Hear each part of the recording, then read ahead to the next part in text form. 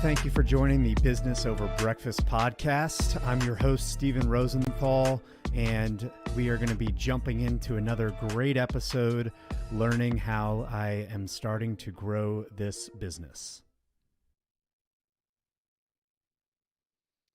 Of course, right when I'm about to go live here, I get a call from mom and I spill some coffee.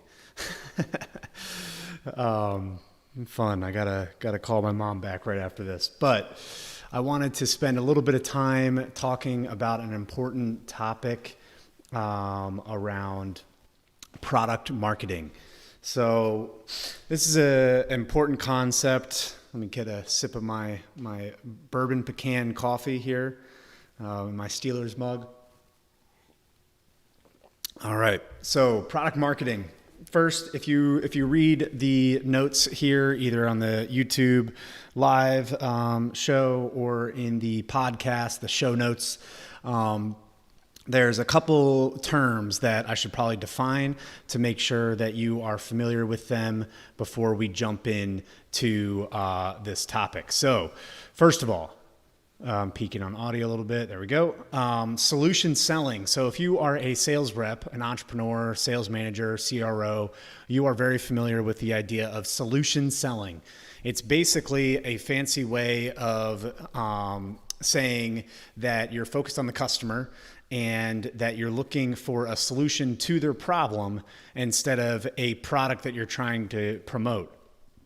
The further upstream process in marketing, they don't really call it solution marketing, but there is a customer focused marketing, and that concept of focusing on the customer in your marketing, and then in turn, again, focusing on your customer in the sales process by selling a solution and not a product. So why do product marketing then? At face value, product marketing your product seems more about me than it is about you. And I always tell my colleagues, there's only room for one person in your mind when you're either developing a product, marketing a product, or selling a product, even delivering the product. There's only room for one person. It's either yourself or your customer. And there can't be both. In sales, Josh Braun has a really good point. He calls this commission breath. So if you've ever talked to a sales rep, say you're buying a used car, and you can just smell and taste that the person that's selling you this car is really only in it for them. We call that commission breath. They're not focused on you. Josh Braun calls it that. But so there's only room for one person in your mind. Now let's circle back here though to product marketing. Now I'm new to marketing, as most of you know. This year, really becoming a student. DGMG has been the primary location for me to learn about marketing. It's a closed group for people who follow Dave Girdhart. He's a CMO of Privy, and I'm in his insider group, and he released to us a deck that he was using for his team. And I'm not going to show it here. He asked us not to, but I did want to talk about how it hit me, the product marketing side of things, and campaigns around product marketing. Now, I sell for a software company as a service as well. And, there's always new product being iterated, new features, new, modules, new deployment strategies. There's a ton of progression. I'm on the development team, so I get to have a say around, what happens in those development strategies and modules and things.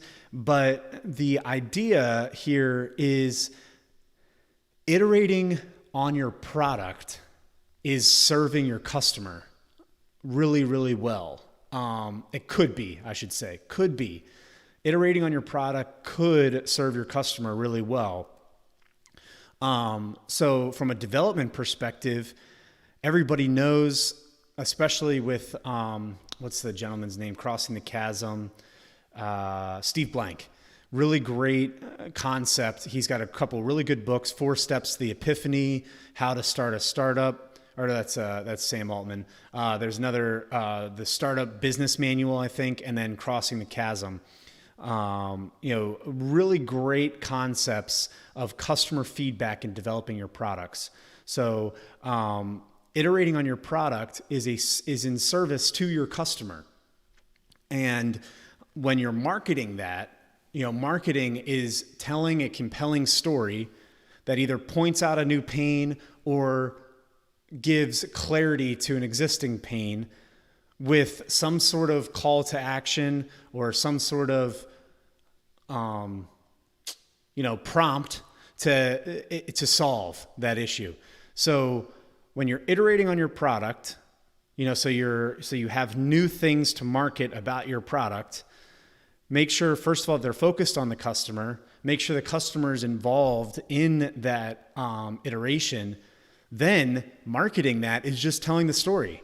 Tell the story of why the development took place from the perspective of the customer.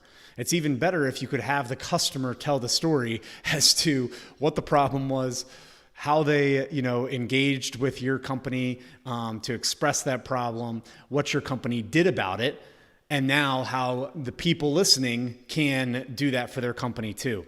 That is what I would say product marketing should be focused on.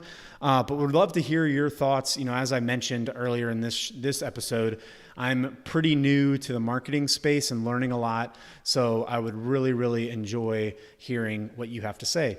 Thank you, guys.